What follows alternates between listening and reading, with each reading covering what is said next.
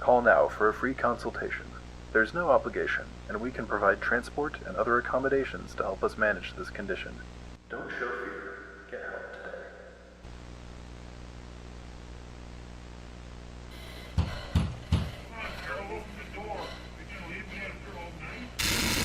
Hey heathens, if you're new here, I am Lacey, and I just really like all things spooky. In this video, we're covering a analog horror series called Somnium DreamViewer.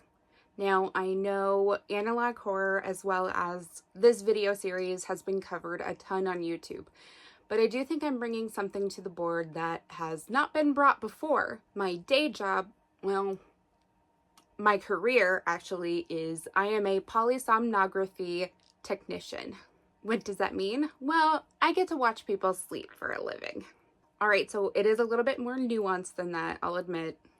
I run sleep studies in a sleep lab. So I get to watch people's brain waves and their muscle movements while they're sleeping. And of course, that means while they dream. I probably get asked about once a month if I can actually see what people are dreaming. I'm actually incredibly grateful to say that no, I don't.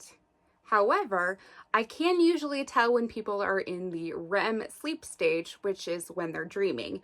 And more than likely due to muscle movements and the brainwaves, I can tell when they're having maybe a not so great dream. Thankfully, that's about the extent that I am able to dive into people's dreams at night. But in this analog horror series, a product has been made that can make it so you can take still shots of what you're dreaming about. Unfortunately, prolonged usage has some nightmarish side effects. For the uninitiated, analog horror is a subgenre of horror that draws on the style and aesthetics of older analog media like VHS tapes, radio broadcasts, and CRT TVs to create a sense of unease and dread. It often uses elements like grainy footage, distorted audio, and flickering visuals to evoke a specific atmosphere of fear. The Somnium DreamViewer series was created by Holly Fernwright. She's written a few more awesome short stories and has a pretty awesome website that I'll link below. There are 10 episodes, and I'm not entirely sure the story is completely over yet. Each episode is presented as a different VHS tape. None of them are super long, so stop what you're doing right now and watch the series. I have the playlist linked below. Go give it a watch. Don't worry, I'll wait. All caught up now? Awesome. Let's get started. Episode 1 is called Overview, Somnium DreamViewer, and it was uploaded January 1st of 2022. An overview of your new Somnium DreamViewer from Somnium Microtechnologies, cassette number 1. You can see it's presented by Somnium Microtechnologies, copyright MCMLXXXIV Somnium Microtechnologies, and the MCMMXXXIV is actually just 1984 in Roman numerals.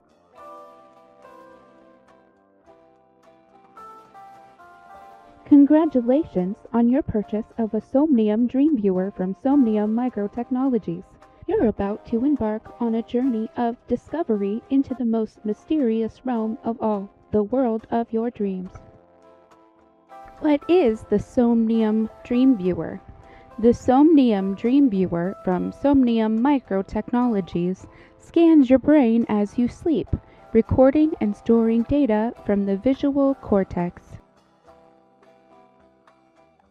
You can kind of see here that it shows an array of electrodes and the control unit that can go behind your ear. And from a polysomnography tech standpoint, I can say that this is really not terribly far off from where we put our electrodes for when we're looking for REM sleep. But we usually put one electrode above the right eye and one a little bit below the left eye. I seriously apologize for how scary this face is on this diagram, but it was the best one I could find. In order to see all of the brain functions, it takes 6 more electrodes that we place along the scalp, and also one behind each ear. Those are actually what tell us what sleep stage patients are in when they're asleep, and when they're asleep to even begin with. as well as for sure telling us when they're in REM, which is when the body is actually dreaming. But let's just continue to suspend our disbelief and keep going. How does it work? Step 1. The user goes to sleep and has a nightmare. Step 2. The DreamViewer records dream images from the user's visual cortex. Step 3. In the morning, the captured dream images are ready to print. Example of a dream imaged by DreamViewer. Charles Crawford, age 32. Dream recorded October 8, 1982.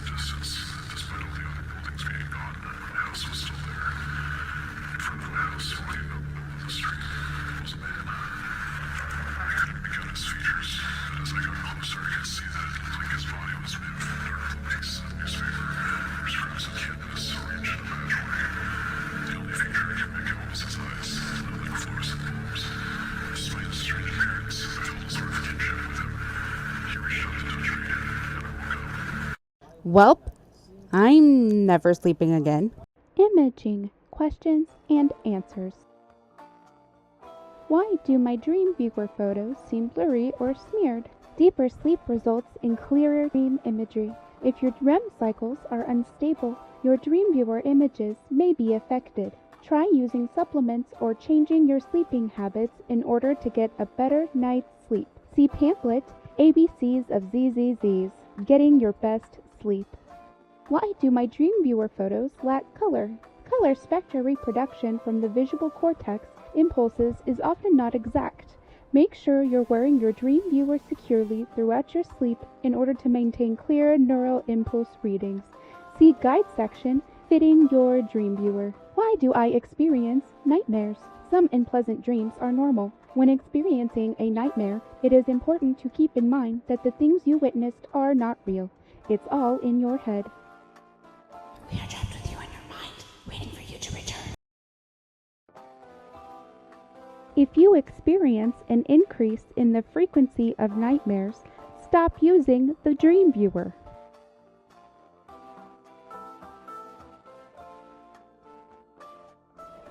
If the nightmares do not stop after you cease using the DreamViewer, call 1-800-DREAMER to speak to a licensed dream physician about dream suppressant. Make sure to call immediately. Don't actually try to call this number because it is an actual medical facility's number and not part of like an ARG. Thank you. This has been a presentation of Somnium Microtechnologies. Please see supplementary cassettes for additional information. Not a bad start so far. Let's go ahead and just go right into the next video. The next cassette is called Legal Action. It was uploaded January 5th, 2022, and the description reads, late night commercial recorded from local station circa 1985. And it honestly looks exactly like a Legal Action commercial. It definitely reminds me of the mesothelioma commercials you used to see on TV. And it talks about how the Somnium DreamViewer is causing people sleep paralysis, night terrors, waking dream hallucinations, permanent nightmare syndrome, and any other nightmare-related disorder. And it's saying that if you have suffered from any of these after using the DreamViewer, you are entitled to compensation. You can see this is made by the Free Dreamer Syndicate and Hoffman, Palmer, and Marsh. Don't delay. Call the number on your screen now for a free legal consultation and information packet. We know your dreams are important to you. This corruption of minds will not go unpunished.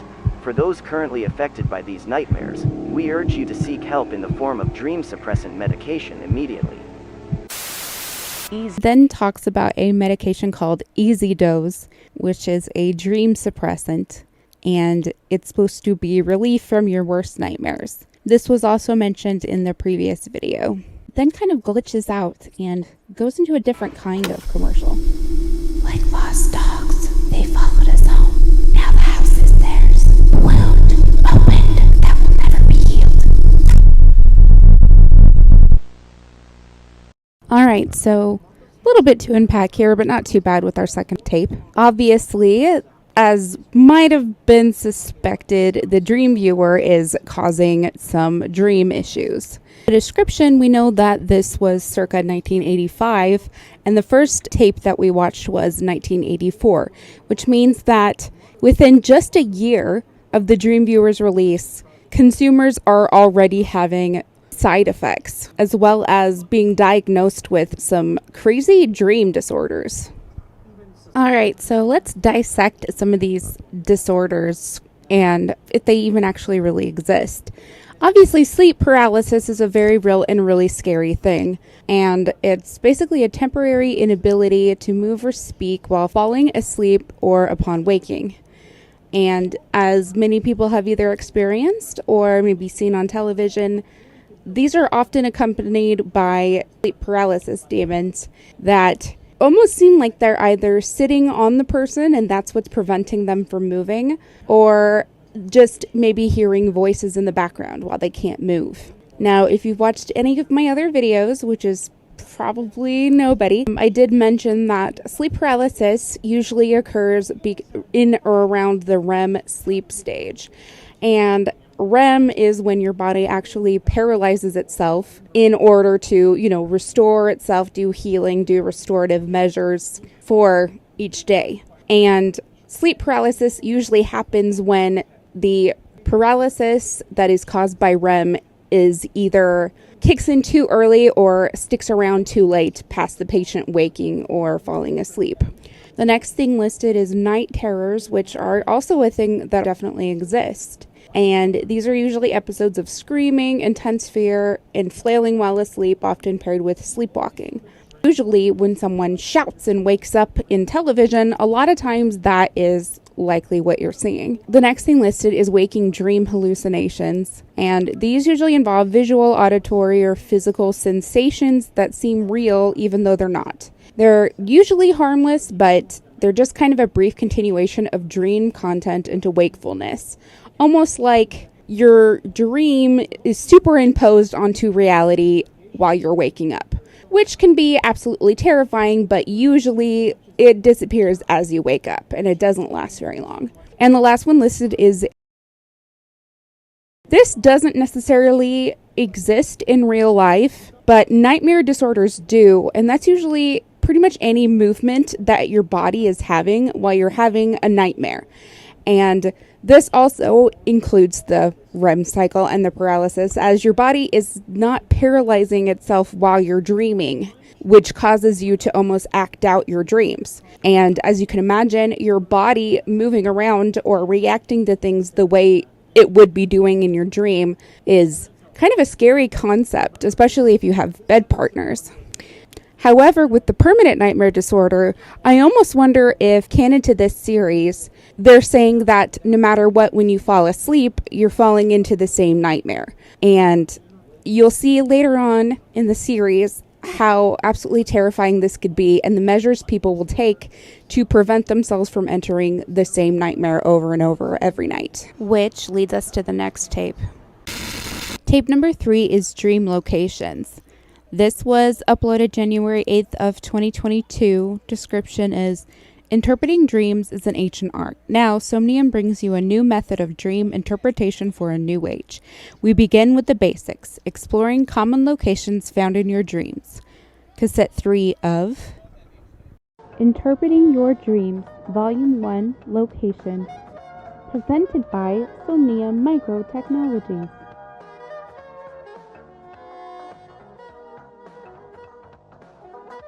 For as long as man has dreamt, he has asked himself, how do our dreams relate to waking life? What can be learned from them? With this series, we'll introduce you to a dream interpretation method developed by Somnium researchers. Locations play a major role in dream interpretation. Frequently, dreams contain locations from our everyday life, but just as often we see landscapes born of pure fantasy. Part 1. Common real-world locations. Home. In all likelihood, you spend most of your time at home, so it's no wonder you dream about it too. Current and past domiciles are an extremely common location for dreams, often with parts of them located into stranger locales. Although the geometry may change, your home is always your home. The sky. Dreams of flight are a long-time favorite of many dreamers. If you experience them, pay attention to how you are flying and how much control you have over your motion. This is often linked to our personal confidence in achieving our goals. But above all, have fun. Work. Stress and dissatisfaction in the workplace can lead to an increased frequency of work-related dreams. Often, we think about problems from our 9-to-5 as we slip into dreams. These problems cross over or manifest in different ways. Just remember, in a dream, you're here forever. The labyrinth. Feelings of guilt or doubt may lead you to the labyrinth. See the others trapped with you, marching towards the infinite center, running from their past towards an uncertain future. The labyrinth traps us all. You've been here before, and you will be here again.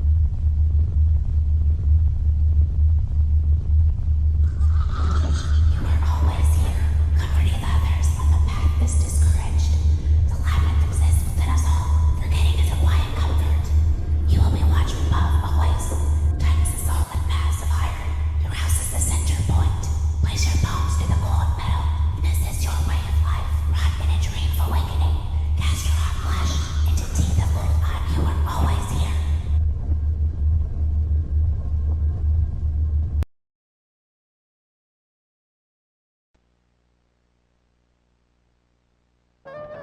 School.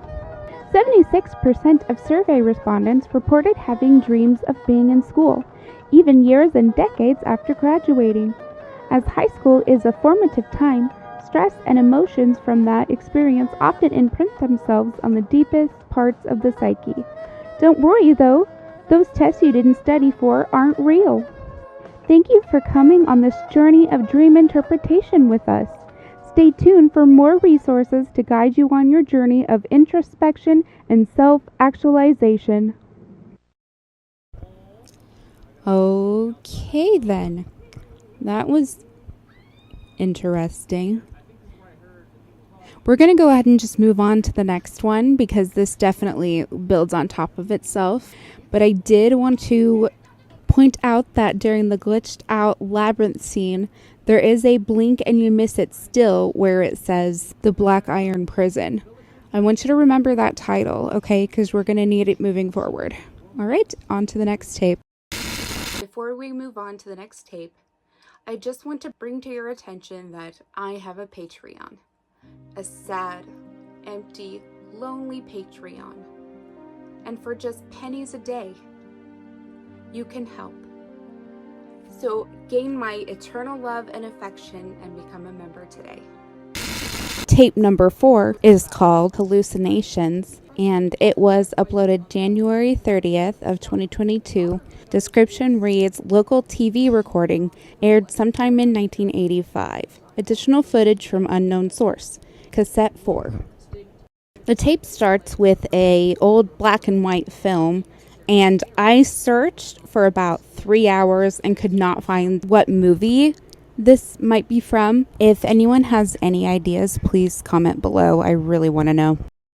But I do think it fits the theme because the little boy comes into his parents' room and tells his mom that he had a bad dream. His mom shushes him and says, "Daddy is still sleeping." And then she gestures to a huge floating eye, who I guess is Daddy.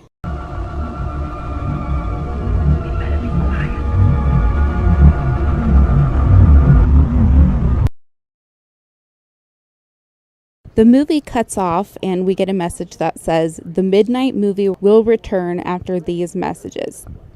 I did look the station up, that is KRDX 37, and all I could find is an FM radio station, that's 103.7, that broadcasts around Tucson. So I'm not sure if that's an Easter egg or coincidence or just a random lookup, but I did find it kind of interesting. Then a public service announcement starts.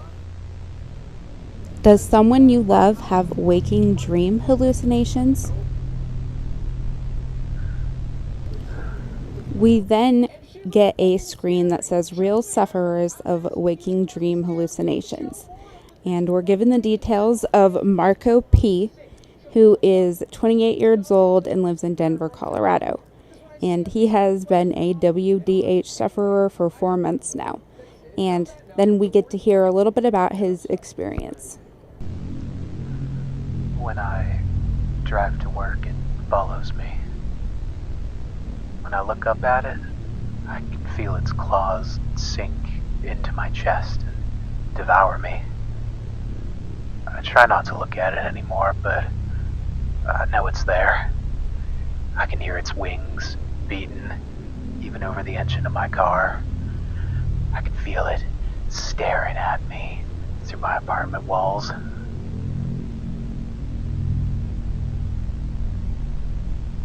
The next sufferer is named Elena R. She is 34 and she lives in Gainesville, Florida, and she has been a sufferer for 7 months now. I see it every day, somewhere in the corner of my eye. At the store, I'll see it slither past the end of the aisle as I turn the corner. In the car, I'll see it in the rearview mirror, curled around my headrest. At home, I'll hear its scaly belly dragging along my roof just feet above my bed.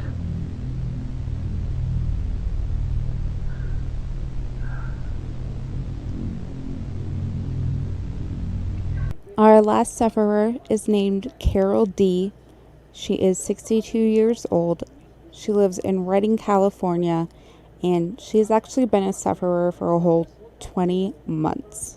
My husband tries to get me to open the front door sometimes. He'll be home from work, bringing back groceries, or trying to see the kids again. He'll scream, cry, plead, even fly into a rage when I don't answer him for hours. I don't look through the peephole anymore. I know it's not him. I buried him last year.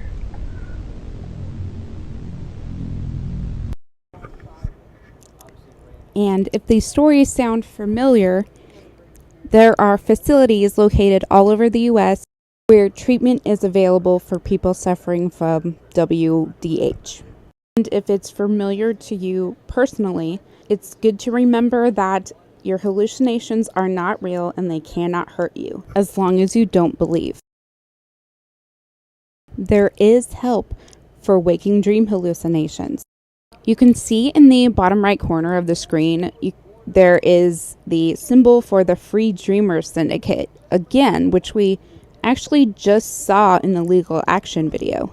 There's more than one theory about this, but mine is that these commercials are just a way for Somnium to gather up any victims from the DreamViewer to get them out of the public eye and continue to sell the product and make money from it. But that's just a theory.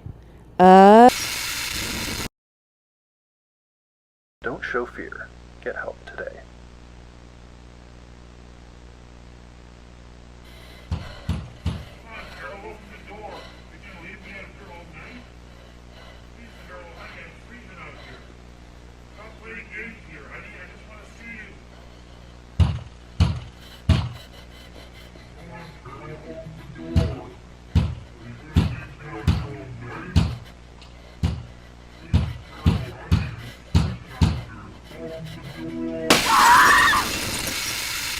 Well, that was freaking terrifying. Apparently these hallucinations very much can harm you and seem pretty real to me, even through a home video camera.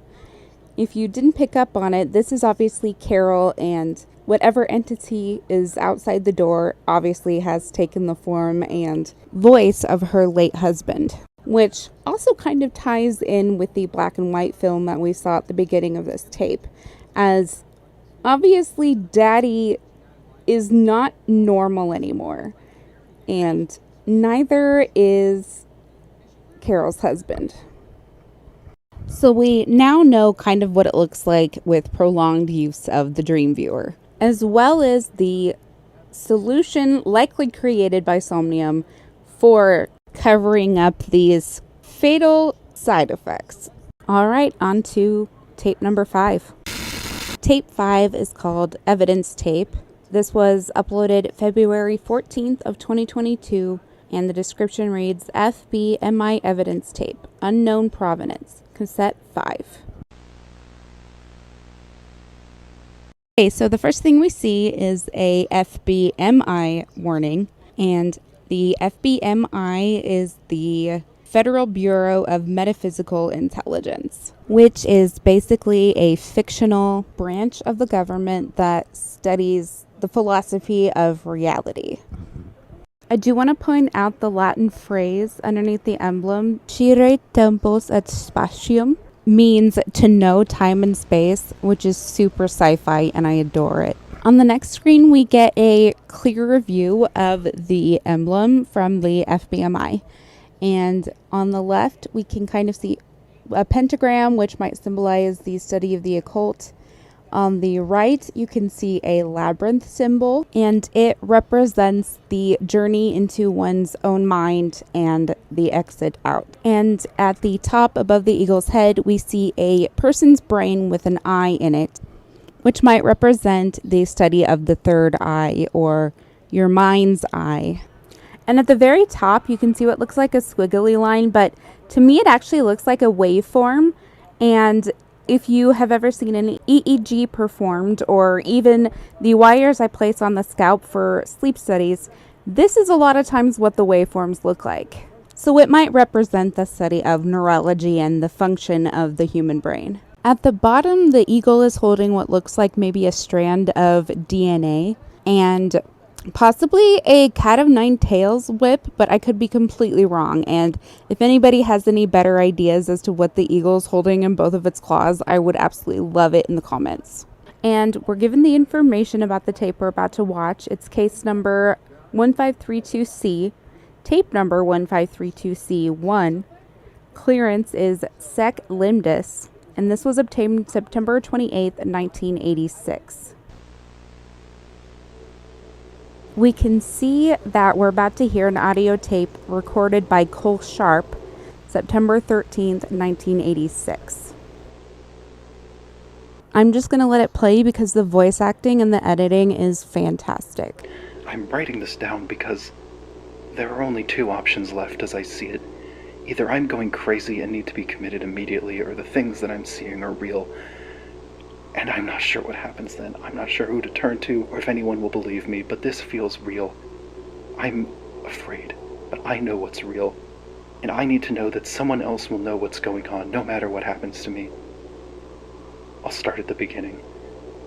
I've always been somewhat of a recluse, not out of misanthropy, I just prefer my own company. I manage to get by doing freelance programming work that pays the bills, but it also allows me a great deal of freedom with my schedule. I've always been a night owl, so naturally I gravitated to a nocturnal schedule, and one where I never needed to worry about when I slept or woke up. Once I was free from the tyranny of alarm clocks, I became interested in exploring my dreams. I always had vivid dreams quite frequently, and I was trying to master lucid dreaming, so when I first heard of the DreamViewer device, I ordered one immediately.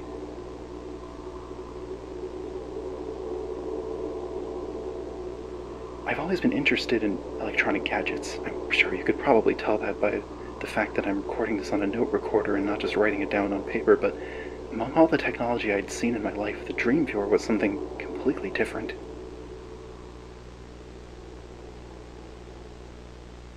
When it arrived in the mail, I immediately opened it. I watched the instructional tapes, and I began using it that very same day. Of course, it worked exactly as advertised, but I began to notice something strange happening over time. As soon as I started using the DreamViewer, all my dreams had a strange undercurrent. It wasn't something I could put my finger on at first, but the inhabitants of the dream worlds that I visited all seemed to get more and more reclusive, paranoid, and despondent as time went on. I also found it impossible to lucid dream. Somehow I'd always forget to reality check myself despite being so diligent about it in the past. At first, these symptoms were very mild and ignorable, so I kept using the device without thinking much of it. However, that changed the day I had one particular dream. The first thing I remember was that I was in a massive cave of blue ice. Winds howled around me and I could feel the cold gusts against my face. I wasn't alone though. This older man and I were journeying further into this cave, and soon we came across an old house, frozen in the ice. We worked to free the door from the ice and opened it. Once inside, we broke apart some wooden furniture and made a fire. I asked the man, "Why are we here?" And the first words that I had spoken to him. He said, "I cannot escape from here, but you can, if you can break your fate." Then he raised one gnarled finger up and pointed out the warped glass of the window. I stood and peered through the glass. Outside, I saw a shadowy door standing on the other side of the cave. At first, I couldn't make out a single feature, just a black rectangular shape, but as I stared, I could pick out more and more details in its presence. It shook me to my core. Its frame consumed my entire vision. It was something that somehow I knew was there before, but I had never truly seen. Its perspective was off, its corners bent the wrong way. Something about it was just wrong. When I woke up, I could remember the details of my dream as well as any, but when I tried to remember even a single detail of that door, it slipped from my mind like trying to grasp flowing water in my hands. I could feel that there was once detail in that form, but now it was completely missing from my mind. After that, my dreams always ended the same way. I would go through this world for some time. Not always in the ice caves, of course. It could be in a forest or in a city. It didn't matter. But then at some point, I would look at a faraway wall or into a corner of a room and I would see that door. But once I saw it, I would just stop and stare, and it would slowly fill my vision in my mind until I woke up. It didn't matter if I used the DreamViewer or not. I would only have these dreams, and I would always see the door. Despite seeing it every time, I could never remember it other than just as a dark and formless mass of wood. It was like there was a door casting a shadow, but the shadow was all I could ever remember of it. I feared seeing it. I feared even thinking about it. It became all-consuming. I didn't want to talk to anyone about it. It felt so silly to be afraid of something so mundane, so ubiquitous. I couldn't just tell people about something I could barely explain to myself. Another night, maybe 2 weeks later, I had another dream. I was in a car being driven through a dense city that was crawling with soldiers. The car was driven by someone I knew, and I was hiding in the back seat because this occupying military force was hunting me. Eventually, we made our way down a twisting alleyway. We exited the car, and we went up some stairs to a small apartment in a large, grimy building.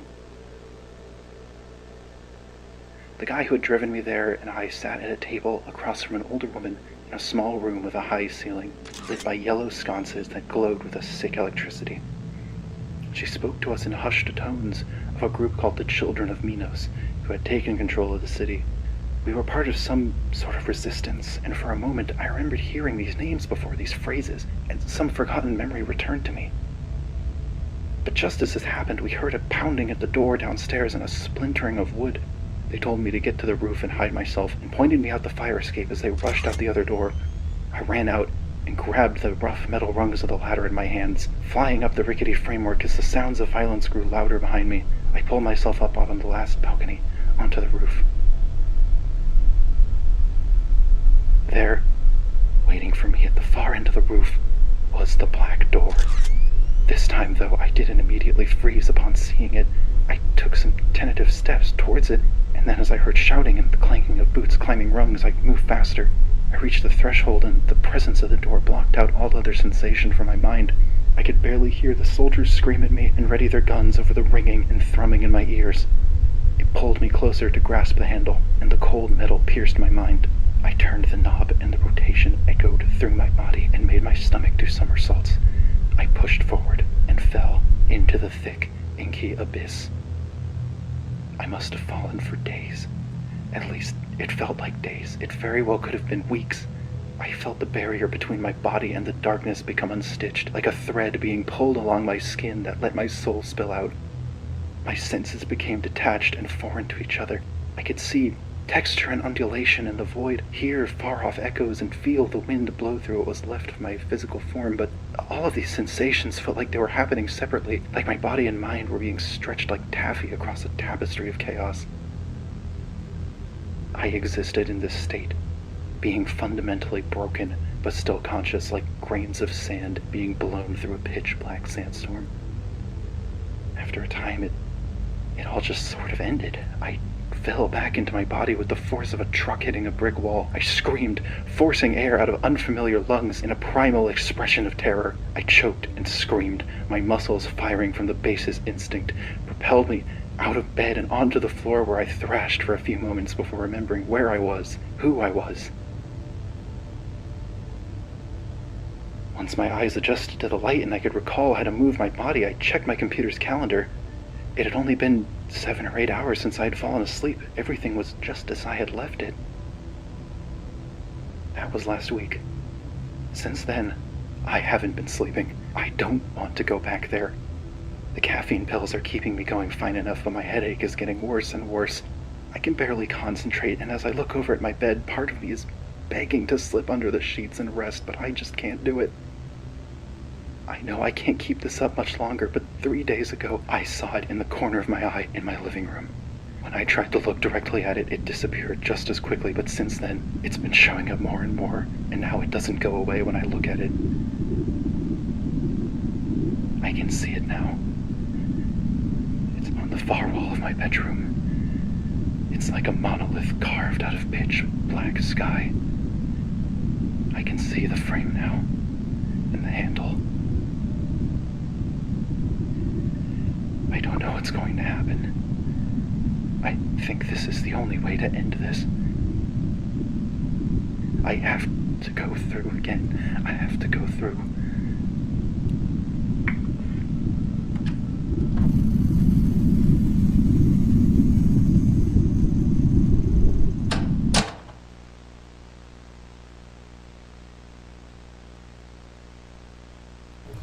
The closing notes say Cole Sharp was reported missing on September 21st, 1986. This tape and the supplementary material was recovered from his apartment by Oakland Police Department officers, who then transferred custody to the FBMI. Sharp currently remains missing. This obviously gives us more questions than answers, but the questions are horrifying. Did Cole go through the door and now he's stuck in the labyrinth? Was the door the same entity that took the form of Carol's husband? How much more information is the FBMI hiding from us? And why are they hiding it to begin with? Anyway, let's move to the next tape. Orientation.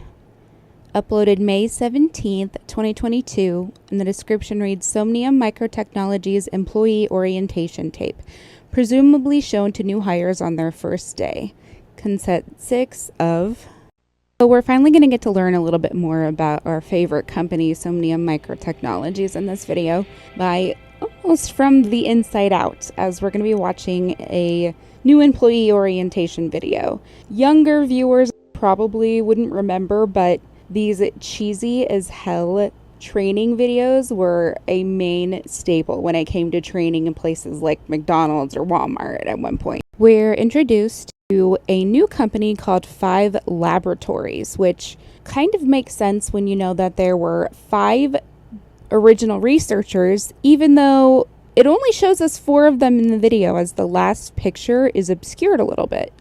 But you can see Dr. Robert Fowler, Samantha Ingram, Afonsia Lasova, and Mariela Estrada. We also see that 5 Laboratories originally worked very closely with the FBMI. And then we get into some of the rules that you have to follow if you're an employee at Somnium Microtechnologies, which are always keep the lights on, Stay with a buddy. Report everything to your floor safety officer. And don't show fear. Kind of a running theme in this series. And the last part here is evaluating employees. And brace yourself, kids. This ain't for the faint of heart. Given a worksheet where we're supposed to select the image in each set that doesn't belong with the rest. I'm going to let this play out, but make sure you're paying attention to the blank screen between each photograph.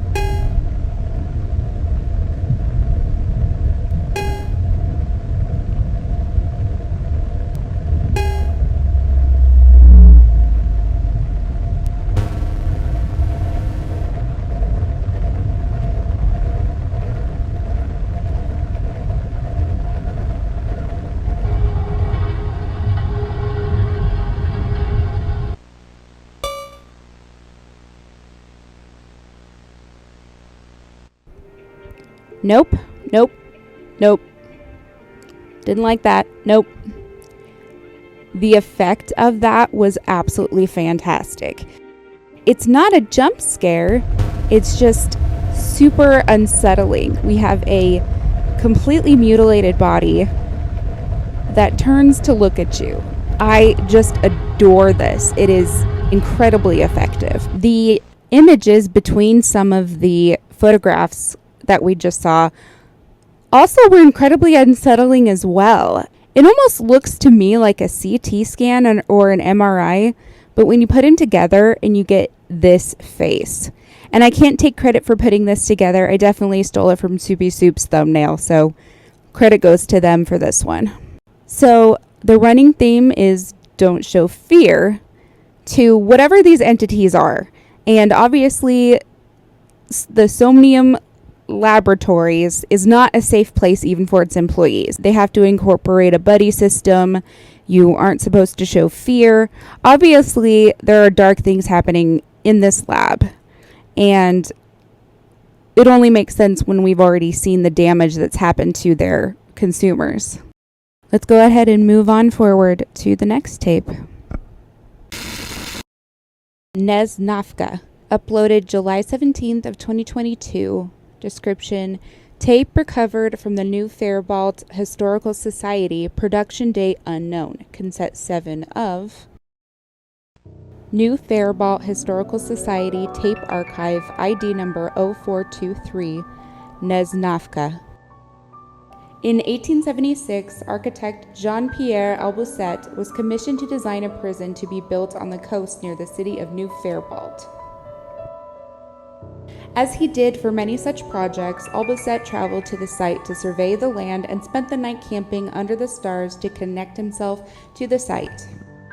It is said that that night he had a dream of sprawling, spiraling corridors, of waves crashing at the feet of half-submerged statues, intertwined rooms of iron and stone. When he awoke, he set to designing the prison that would be named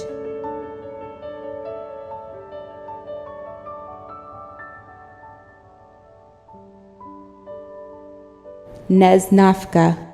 This is obviously an old archived documentary, and if you recall, I mentioned back on tape 4 to remember the title The Black Iron Prison. This is where that comes in. Upon its completion in 1884, NEZNAVCA would house 999 prisoners in maximum security cells.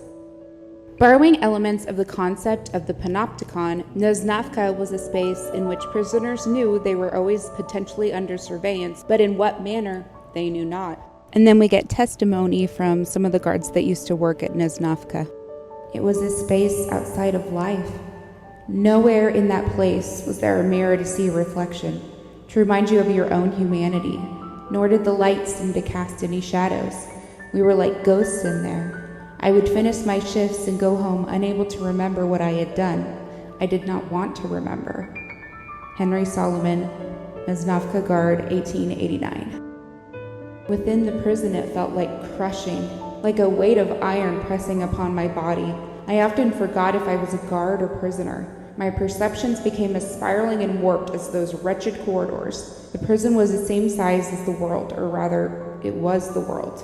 Bradley Sowell, NEZNAVCA Guard, 1889.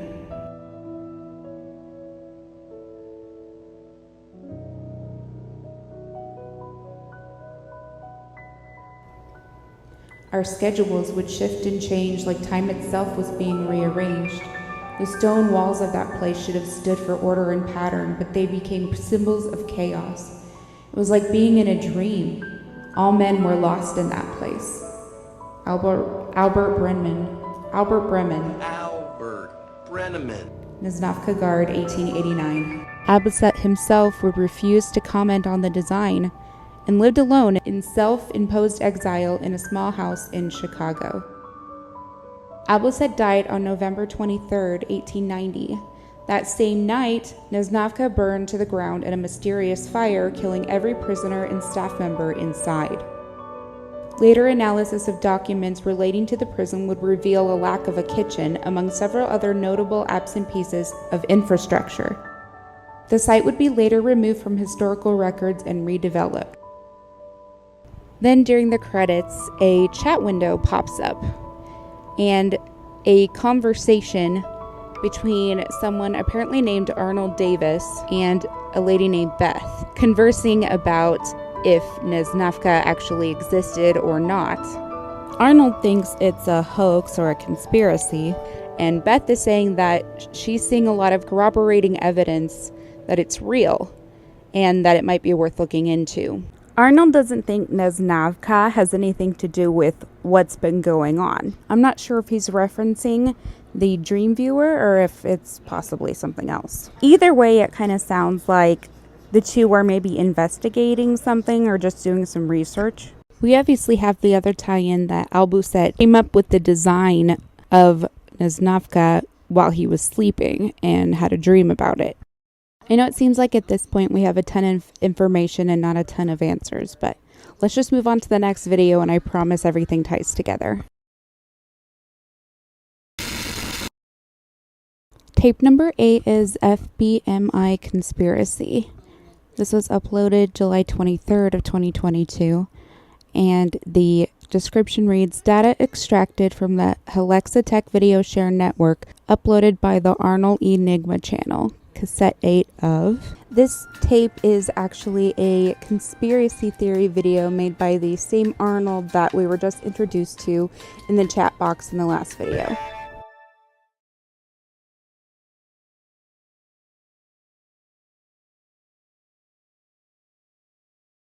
Real Conspiracies, Episode 4, The Death of Leonard Lang, by Arnold D. Enigma.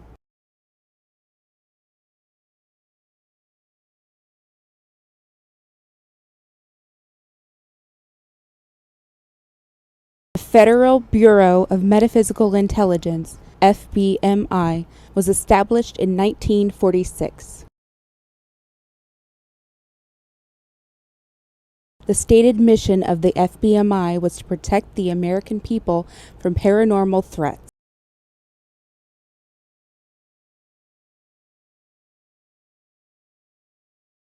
The secondary mission was to learn how to wield those threats for our own benefit.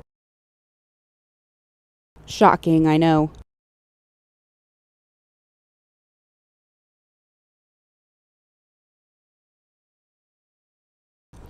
The Pentagram, FBMI Headquarters, Richmond, Virginia.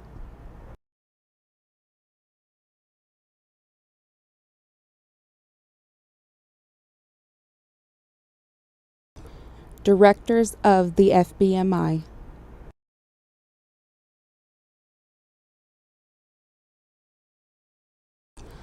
We then scroll through every single director there's ever been of the FBMI, ending with Leonard Lang, who was director from 1972 to 1980.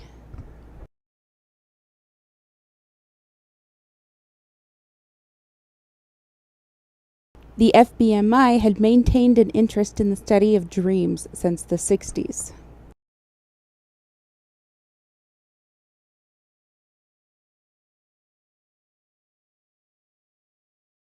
In 1975, the FBMI entered a contract with 5 labs, 4 researchers who were at the forefront of dream research. Soon after their contract was completed in 1980, the researchers formed a corporation to continue their work.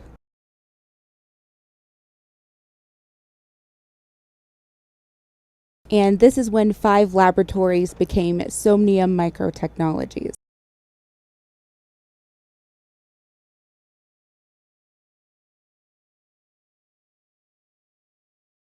The FBMI did not respond officially, but sources within Somnium stated there was no further desire to work for the government.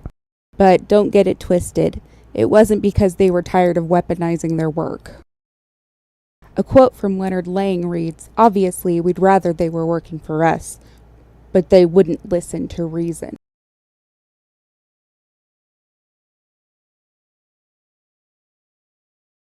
Without a legal basis to stop Somnium from continuing their research independently, the FBMI surveyed and intimidated them constantly.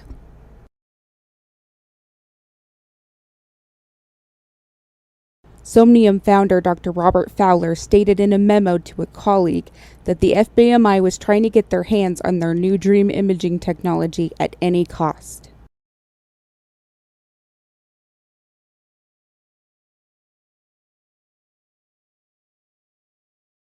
In November of 1980, a team of 3 individuals was apprehended by Somnium Research Campus security while attempting to photograph private documents and place wiretaps.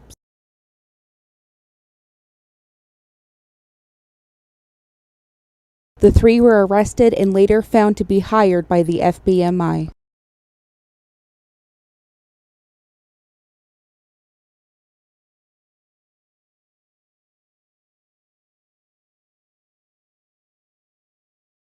The Somnium burglars were M. Lloyd, J. Powell, and S. Parker.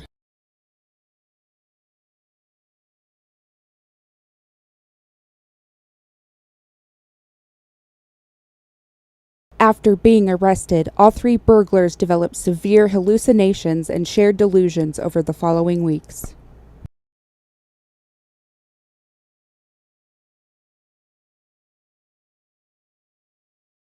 These delusions reportedly involved the 4th burglar on the team.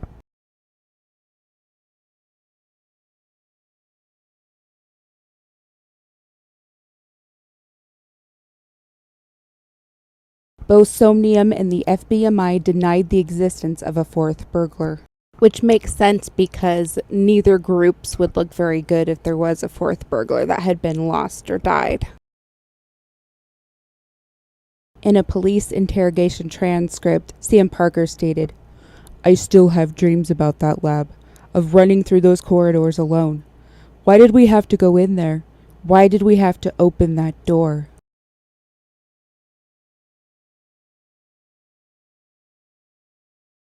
The burglars' mental conditions were never able to be tied back to Somnium.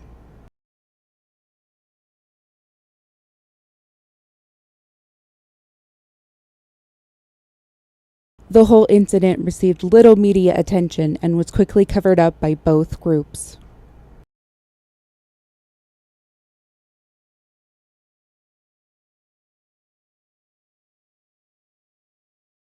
In December of 1980, leaked meeting transcripts revealed that the entire board of directors of the FBMI had begun to complain of constant nightmares.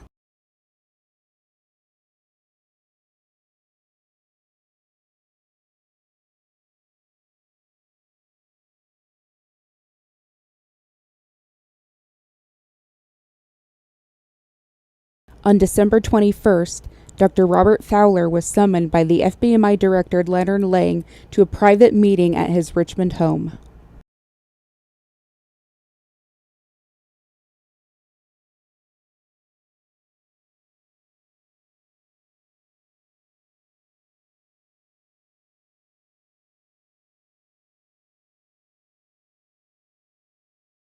No transcript of the meeting was made, but based on Lang's personal journal, he asked Fowler if he was behind the nightmares and if they could be stopped.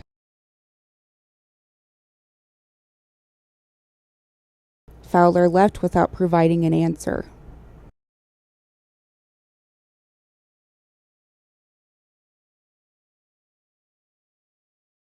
The next day, Leonard Lang was found dead in his attic.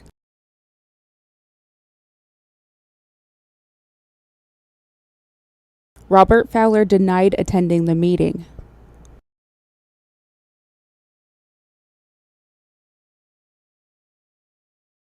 Multiple witnesses confirmed Fowler's alibi. He had not left the Somnium Research Campus in Faribault in weeks. Did you catch that? Somnium Microtechnologies Laboratories is found in Faribault, which is the exact place that NEZNAVCA was built. Security footage showed no trace of any intruders entering the home.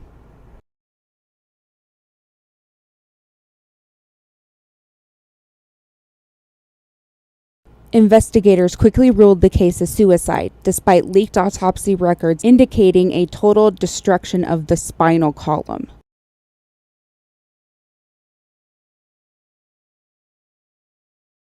Lang was given a closed casket funeral. The mutilated body we saw in the employee orientation video kinda had a busted spine, didn't it? No wonder it was a closed casket. But that's just speculation on my part.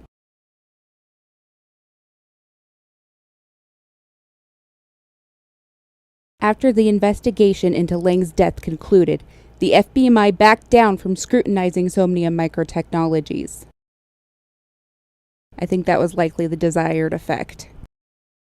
The new FBMI director, Ann Boyle, was sworn in January of 1981.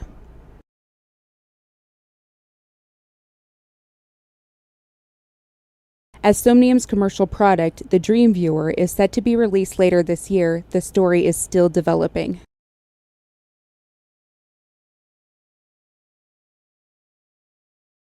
Stay tuned to this video share channel for future episodes. Spread the truth. So, we have an evil company with laboratories likely built the exact place where a psychologically torturous black iron prison once stood. The government won't do anything to help because they are afraid of said company, selling a product that's either bringing consumers' dreams to life or making their hallucinations life-threatening after prolonged usage. Yep, everything seems fine here. Nothing to worry about. Let's move to the next tape. Tape number 9 is called NEUROCON. This was uploaded September 5th of 2022, and the description is tape recovered from the personal archives of an organizer of NEUROCON 1982. Contains fragment of a talk by Dr. Robert Fowler given at the event concerning early stages of dream imaging research. Cassette 9 of. This is obviously footage of a conference for neurologists or people in that field of study or medicine. And this actually takes place a couple years before the DreamViewer is on the market. So we get to hear from Dr. Robert Fowler, which was one of the founding members of 5 Laboratories and Somnium, about the dream research they've been doing before they even got to the point of selling their product. I will interject as much as I can with some of my medical knowledge I have to kind of back anything that Dr. Fowler is saying in this video. Significant activity is observed throughout neural structures during dreams. Visual imagery is generated through the same mechanisms that form images in waking perception. Our research has mapped these pathways through various techniques, including waking perception comparison, neural impulse backscatter mapping, and the Lopez-Wagner optical inventory. Walking perception comparison is basically how we feel things differently when we're walking as opposed to sitting, like experiencing our surroundings and feeling textures and things like that. With the neural impulse backscatter mapping, backscatter usually has to do with sonar and is what they do to map out the seafloor. So I'm guessing he's meaning that we are using sonar imaging of some sort to be able to map out the neural impulses in our brains. And I couldn't find, nor do I know anything about the Lopez-Wagner optical inventory. However, I do know optical always means visual or through your eyes. So with dream perception mapping, I believe this just means their ability to take a photograph or a still image of what you are seeing when you're dreaming. These breakthroughs are undoubtedly quite significant and form the backbone of our dream imaging technique. But this is barely scratching the surface of what we hope to achieve. Our currently available technology, EEG monitoring, magnetic resonance imaging, is too slow and imprecise to accurately measure the neural signals that we need to access. Our medical technology research team, Mrs. Ingram and her husband, are making tremendous strides in neural imaging that let us view with great accuracy and non-invasively not only cerebral blood flow, but neural voltage across many areas of the brain. This technology is behind the newest iteration of our scanning hardware. In this slide, he's just naming the things that we currently do, which are correct. For EEG monitoring, this is exactly what I was talking about in cassette 1. We put 6 wires on the scalp that we call EEG monitoring, and that's what allows us to watch brain waves while people sleep. However, a regular EEG consists of a lot more wires and can either take up to 24 hours of recording or can be a short time period, depending on the reason for the test to begin with. And MRI simply stands for magnetic resonance imaging. And that's that big scary machine that almost looks like it's spinning that you're not allowed to wear metal anywhere near. Otherwise, they have to turn off the machine, and anytime they ever do that, it costs about $2,000. Whatever facility has to turn it off, and it usually gives a little bit better picture than a CT scan. And on the right side, he has new methodology that is being used to help with the DreamViewer. Diffusion tensor imaging, or DTI, is simply an advanced form of MRI. The photoacoustic computerized tomography, or PACT, is kind of an MRI where you can physically see things moving, like the blood flow through the brain. The 3D amplified micro MRI is also simply an advanced version of an MRI that can show you brain movement and blood flow through the blood vessels in the brain. And GNOSIS, or global nitric oxide synthase for image synthesis, likely refers to nitric oxide being involved in signaling pathways that are essential for processing visual and other sensory information. However, gnosis is also a Greek term for inner knowledge, which is something we have been delving into quite a bit with this series so far. But that honestly could just be a coincidence. Merely viewing dreams is all well and good. What we're trying to achieve is real, actual understanding of where dreams come from. That is our next step. The unconscious leads through dreams to perception, which leads to the conscious. We plan to follow this river upstream, into dreams, into memories, into whatever mysteries await us there.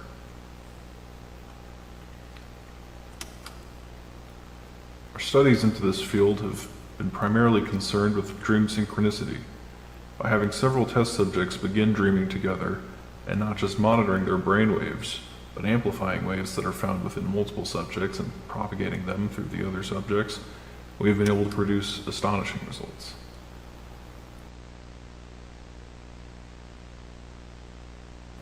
Building off of these tests, we've shown that amplifying certain neural wave vectors allows for on-demand recreation of specific dreams. We aren't yet sure of the true potentials for this discovery, but every day we are taking our research further than ever before. So if you didn't quite catch that, they have been able to synchronize people's dreams, as well as control what it is they're dreaming about. So they're able to control one dream, and from that dream, they're able to control any dreams that are synced with it.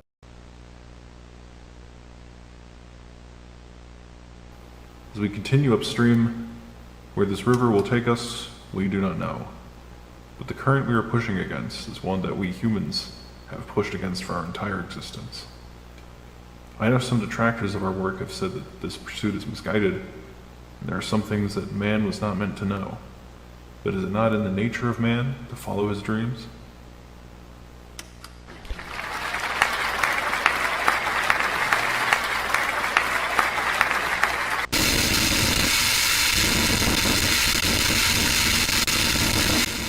Tape number 10 was posted almost a year after tape number 9. It's called Carol, and it was posted August 25th of 2023. The description reads, unknown tape, followed by tape recovered from Arnold's personal files. Cassette 10 of... The first part of the upload is a call to 911 placed by Carol Davis, the same lady who has used the DreamViewer the longest in the PSA commercial. If you remember, the hallucination of her husband was physically able to break the glass of her door. This is the 911 phone call made that night, October 27th, 1985, at 11:43 p.m. There's no voiceover for the 911 operator, so I'll be reading those from the transcript.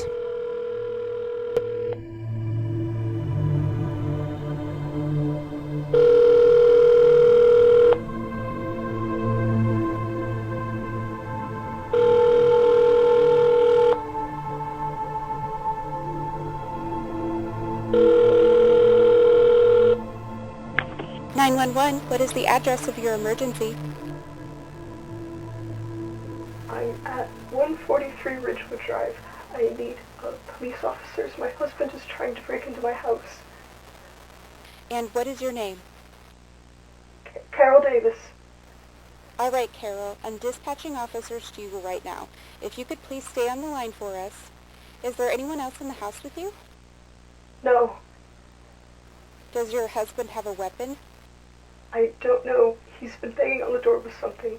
He usually doesn't bang on the door. Usually he just screams and calls my name. Your husband is at your door often? I've been seeing him more often. Usually I just have dreams about him, but now he's been coming around the house too. Dreams? Yes, since he passed, I sometimes have dreams about him. Passed, as in passed away? Yes, nearly 2 years ago.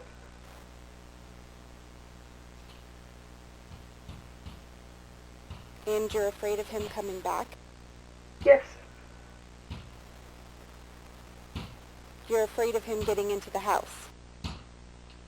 Hold on. And the second part of this episode is a call between Arnold Davis and his sister Lori Davis. And if you remember, Arnold Davis is Arnold D. Enigma, as well as the Arnold from the chat after the NEZNAVCA documentary. Hey. So, how's she doing? Do you need me to drive down there? I can take some time off work. No, I think it'll be okay. She's doing fine. She's freaked out, but I got to talk to her, and she seemed okay last I got to see her. The hospital said that they're going to take her down to San Jose. They think her hallucinations are part of that WDH thing that's been going around. Oh, jeez. I mean, she's been talking about seeing Ray around ever since he died, and it's been, 2 years now? Isn't that not just, I don't know, dementia at that point?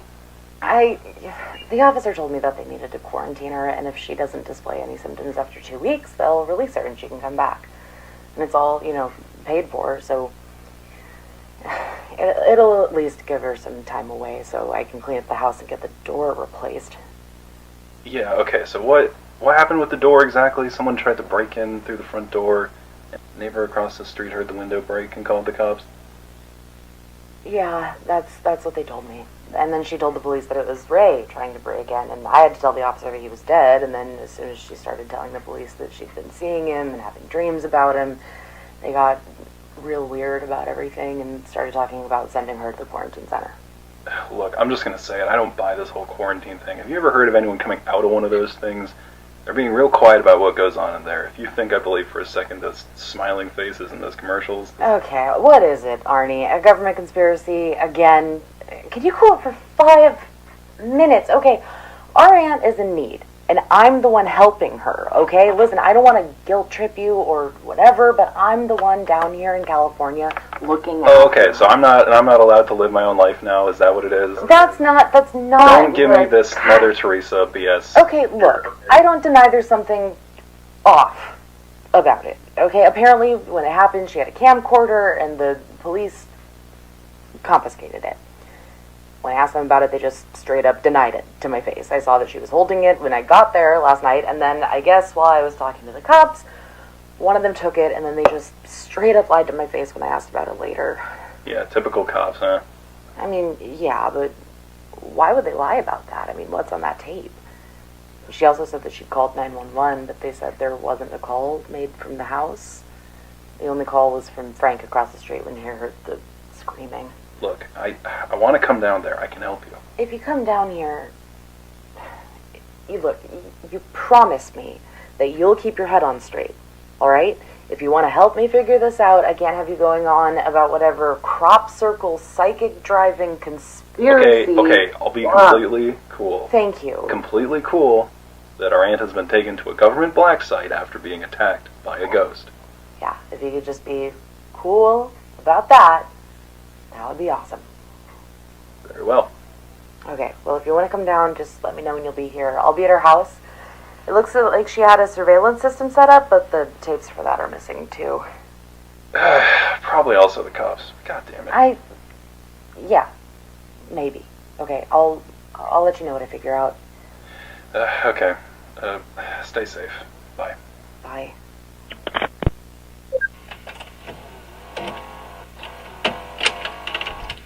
So what we gleaned from that phone call is that the door really did break. That was not a hallucination.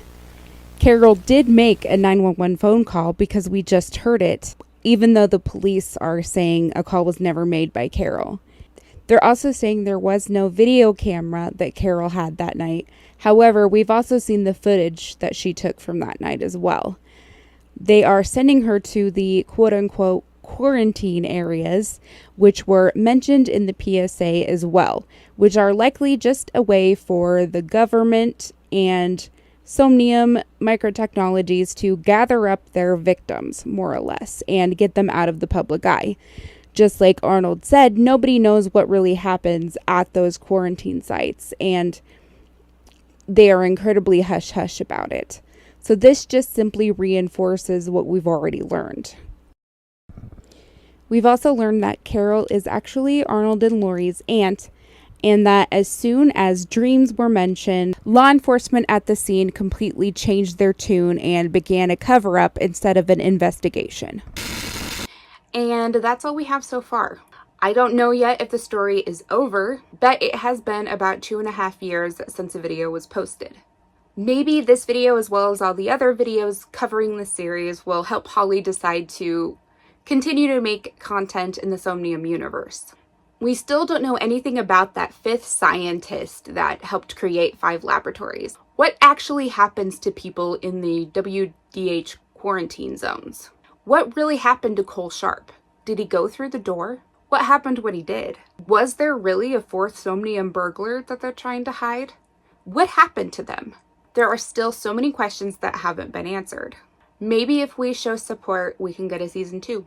If you made it to the end of this video, thank you so much for watching. You have no idea how much it means to me. If you like this kind of content, please like and subscribe. That also means a ton to me. It makes my heart really, really full to see that. If there's any other scary media that you want me to cover, please put it in the comments. I love ideas. I have a Discord that I would love to see you join. That first Patreon membership is just waiting for one brave soul to take the plunge. My link tree is below. Thanks again for watching, and as always, I'm Lacey, and I'll be here for what scares you. Dream.